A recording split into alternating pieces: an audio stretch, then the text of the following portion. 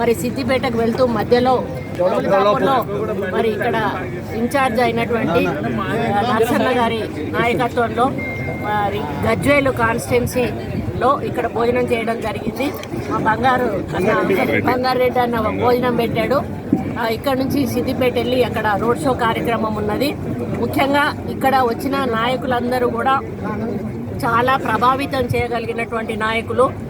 ఒక్కొక్కరు ఒక 100 నుంచి 200 మంది కుటుంబాలను కూడా ప్రభావితం చేసేటువంటి నాయకులందరూ కూడా ఇక్కడ రావడం జరిగింది. ముఖ్యంగా మాకు మెదక్ పార్లమెంట్లో మొట్టమొదట మెజారిటీ వచ్చే నియోజకవర్గం ఏదన్నా ఉందంటే గజ్వేల్ నియోజకవర్గం అని చెప్పి నేను చెప్తా ఉన్నాను.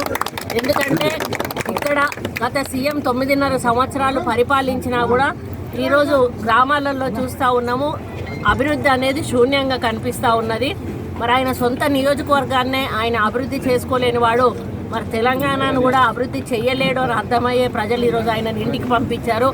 మరి ఇంటికి పోయిన వాడు ఎలక్షన్ ఏదైతే అసెంబ్లీ జరుగుతున్న సమయంలో వచ్చి ప్రజల పక్షాన ఒక ప్రతిపక్ష నాయకుడిగా మాట్లాడతాడు అనుకుంటే ఆ విధంగా మాట్లాడకుండా దొడ్డిదారిన వెళ్ళి ఏదైతే రైతులను కలవడము, రైతులను వాళ్ళను ఏదో మీకు అయిపోతుంది, మీరు ఇబ్బంది పడుతున్నారని ఒక అపోహ సృష్టించడము, దానికి తోడు టీవీ ఛానళ్ళల్లో పోయి మాట్లాడటము, లేకపోతే ఎక్కడైతే బహిరంగ సభలు ఉంటాయో అక్కడ కాంగ్రెస్ పార్టీని కానీ రేవంత్ రెడ్డిని కానీ తిట్టే కార్యక్రమం చేయడము, లేకపోతే రేవంత్ రెడ్డి బీజేపీతో టచ్లో ఉన్నాడనేటువంటి ఒక అపోహ సృష్టించడము, ఇటువంటి అన్నీ కూడా తెలివి తక్కువ రాజకీయం, ఇదేమంటారు దిగజారుడు రాజకీయం చేస్తూ మరి ఓడిపోయిన ఫ్రస్ట్రేషన్లో ఏం మాట్లాడుతున్నారో అర్థం కాకుండా మాట్లాడుతూ ఉన్నారు. ఒక్కటే మేము చెప్తా ఉన్నాము, ప్రజలు ఆల్రెడీ మీకు బుద్ధి చెప్పారు, స్టేట్లో మిమ్మల్ని పడగొట్టారు. రేపు మోడీ గవర్నమెంట్కు కూడా మీకు పట్టిన గతే పడుతుంది. ఎందుకంటే ఈరోజు మోడీ వస్తే బీసీ, ఎస్టీ, ఎస్సీ, ఓబీసీల రిజర్వేషన్లను రద్దు చేస్తామని బహిరంగంగా నిన్న అమిత్ షా మీటింగ్లో చెప్పడం ఏదైతే ఉందో దీన్ని ప్రజలందరూ కూడా గుర్తించారు.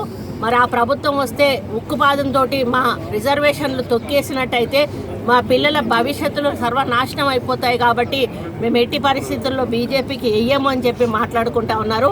ఏదో రాముణ్ణి చూపెట్టి ఓట్లాడుగుడు, ఇదేదో రాజకీయాలలో నేను మొదటిసారి చూస్తూ ఉన్నా. ఎవరైనా చెప్తే ఉద్యోగాలు ఇచ్చినామని, లేకపోతే నీళ్ళు ఇచ్చినామని, నిధులు ఇచ్చినామని, లేకపోతే కంపెనీలు తెచ్చినామని ఇటువంటివి చెప్పి ఓట్లు అడుగుతారు. కానీ దేవుణ్ణి చూపెట్టి ఓట్లు అడిగే సంస్కృతి ఇప్పుడు మొదలైంది. దేవుడు మోడీ చెప్తేనే దేవుణ్ణి ఈరోజు ఎవరు కూడా ప్రార్థిస్తలేరు. ఇప్పుడు నేను గుడి దాటే వచ్చిన, అది మోడీ చెప్తే కట్టినరా గుడి? ఆ గుళ్ళో కూడా మన సీతారాముల కళ్యాణం అయి ఉంటుంది, మోడీ చెప్తేనే అయ్యిందా? ఇది దేశవ్యాప్తంగా కూడా అందరూ హిందువులు కూడా ఎవరెవరి దేవుళ్ళను వాళ్ళు కొలుస్తూనే ఉన్నారు. ఈరోజు బాలరాముడి పేరిట ఒక దేవుణ్ణి పెట్టి పక్కన సీత లేకుండా, బాలరాముడు అంటే ఇంత ఉండాలి, బాలరాముడు అంతున్నాడు, పక్కన సీత లేదు. సీతారాముడు లక్ష్మణ సమేత విగ్రహాలు ఎక్కడైనా కూడా ఉంటాయి. అక్కడ పొయ్యి వచ్చిన వాళ్ళు కూడా ఒకటే మాట్లాడుతున్నారు. ఏంటి అంటే అసంపూర్తిగా ఉన్నటువంటి గుడిలో ఈరోజు బాలరాముడిని నిలబెట్టారు, అది అరిష్టం అనేటువంటి మాట ఆ రోజు వేద పండితులే చెప్పడం జరిగింది. అటువంటి పద్ధతిలో చేయడం వలన దేశానికి అరిష్టం జరుగుతుందని చెప్పారు. అయినా కూడా ఆయన స్వార్థం కోసం, ఎలక్షన్ల కోసం ఈరోజు ఒక డ్రామా క్రియేట్ చేశాడు. కానీ చతికిలబడ్డాడు. ఈరోజు నార్త్ సైడ్ మొత్తంగా బీజేపీకి వ్యతిరేకంగా ఓట్ బ్యాంకు ఉంది అని పడింది అని తెలిసిపోయి ఇప్పుడు దక్షిణాది రాష్ట్రాల మీద పడి మరి తెలంగాణ మీద ఎక్కువ ఫోకస్ పెట్టి ఇక్కడ ఎక్కువ సీట్లు గెలవాలని చెప్పి బాగా ప్రయత్నాలు చేస్తూ ఉన్నారు. ఒక్కరి తర్వాత ఒక్కరు ఇక్కడ మీటింగులు పెట్టి ప్రజల్లో ఏదో వచ్చిరాని మాటలు నూరిపోసి ఈరోజు ఓట్లు దండుకోవాలని చూస్తున్నారు. నేను ఒక్కటే అడుగుతా ఉన్నాను, ఈ 9.5 సంవత్సరాల కాలంలో బీజేపీ ప్రభుత్వము తెలంగాణకు ఏ ఒక్క కంపెనీ కానీ, ఏ ఒక్క ఫ్యాక్టరీ కానీ ఏదైనా ఇచ్చిన దాఖలాలు ఉన్నాయా అని చెప్పి అడుగుతా ఉన్నా. ఒక్క ఉద్యోగమైనా కూడా ఇచ్చిన దాఖలాలు ఉన్నాయా అని అడుగుతాను. కేసీఆర్ ఒకలాగా ఉంటే దానికి రెండింతలు మోడీ, ఆయన పెద్దోళ్ళతోటే మాట్లాడతాడు, పేదోళ్ళతోటి మాట్లాడాడు. మళ్ళీ గెలిచినా కూడా ఇవన్నీ కూడా ప్రైవేటీకరణ చేసి అదాని అంబానీలకు ఇచ్చి పర్సంటేజులు తీసుకుంటాడు తప్పితే ప్రజల పక్షాన మాత్రం ఆయన పని చేయడం అనేది అందరికీ తెలియజేస్తూ మరి రేపు జరిగేటువంటి ఎన్నికలను మరి మన పిల్లలు వాళ్ళ భవిష్యత్తు బాగుండాలి అంటే కాంగ్రెస్ పార్టీ ఇందిరమ్మ రాజ్యం వస్తేనే బాగుపడుతుంది. రాహుల్ గాంధీ గారు ప్రధానమంత్రి అయితేనే బాగుపడుతుంది. 5 గ్యారంటీలు ఆయన ప్రవేశపెట్టారు. ఇక్కడ 6 గ్యారంటీలు రాష్ట్ర ప్రభుత్వం నెరవేరుస్తూ ఉంది. ఇప్పుడు హరీష్ రావు గారు కూడా ఒక సవాలు విసిరిండ్రు. ఏంటంటే నువ్వు 15 ఆగస్టు లోపల నువ్వు అది రైతుల రుణమాఫీ చేయకపోతే ఇగో నేను రాజీనామా లెటర్ పట్టుకొని సిద్ధంగా ఉన్నానని. హరీష్ రావు గారు ఈ ప్రెస్ మీట్ నుంచి మీకు చెప్తా ఉన్నాను, మీరు రాజీనామాకు సిద్ధంగా ఉండండి. రేవంత్ రెడ్డి గారు మా వరంగల్ గడ్డ మీద సమ్మక్క సారలమ్మ, 1000 స్తంభాల గుడి, రామప్ప దేవాలయం వీళ్ళందరి మీద కూడా ఒట్టేసి చెప్పారు ఆగస్టు 15 లోపు రైతు రుణమాఫీ చేస్తామని. మీరు వెంటనే రాజీనామా చేసి మీ పదవి నుంచి పక్కకు తప్పుకోవాల్సిన టైము దగ్గరకు వస్తూ ఉంది. కాబట్టి ఛాలెంజ్లు చేయడం కాదు, ఛాలెంజ్లను నిలుపుకోవడం గొప్పతనం. మీరు చాలా ఛాలెంజ్లు చేశారు కానీ ఏది నిలుపుకోలేదు. ఈరోజు రేవంత్ రెడ్డి ఛాలెంజ్ చేశారు, 100% నిలుపుకుంటారని రైతులకు కూడా విజ్ఞప్తి చేస్తూ మరి కరెంటు పోయి చచ్చిపోయినరు, ఎండిపోయి చచ్చిపోయినరు రైతులని ఒక అపోహ సృష్టిస్తూ ఉన్నారు.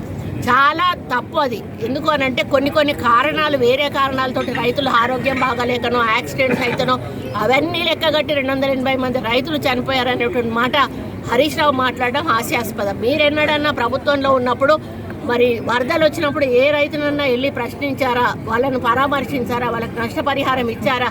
పక్క రాష్ట్రంలో పోయి కేసీఆర్ పోయి ఇచ్చొచ్చిండు కానీ ఇక్కడెక్కడ కూడా రైతులకు నష్టపరిహారం ఎక్కడా కూడా ఇవ్వలేదు. ఆత్మహత్యలు చేసుకుంటే ఎక్కడా వెళ్ళలేదు.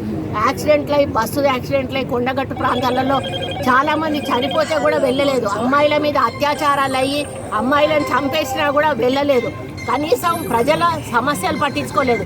ఈరోజు రైతులు గుర్తొచ్చి సడన్గా బయటికి రావడం అనేది కేవలం ఎన్నికల స్టంట్ మాత్రమే. ప్రజలందరూ గమనిస్తూ ఉన్నారు. మొన్న ఏ విధంగా ఆలోచించి కాంగ్రెస్ ప్రభుత్వానికి పట్టం కట్టారో రేపు కూడా అదే ఆలోచనతోటి కేంద్ర ప్రభుత్వానికి మరి కాంగ్రెస్ పార్టీ అధికారంలో రావడానికి చేతి గుర్తుకు ఓటేసి మమ్మల్ని గెలిపిస్తారు. ముఖ్యంగా మెదక్ నుంచి మరి మా మధును మెజారిటీతో గెలిపిస్తారు.